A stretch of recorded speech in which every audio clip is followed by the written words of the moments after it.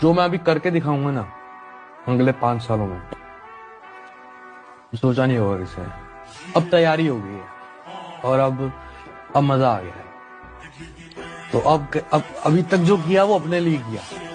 अब जो लोग 7 साल साथ रहे, घर पे बैठे इंतजार करता, अब उनके लिए Just watch. More than the knives, like the dirty money, super fun.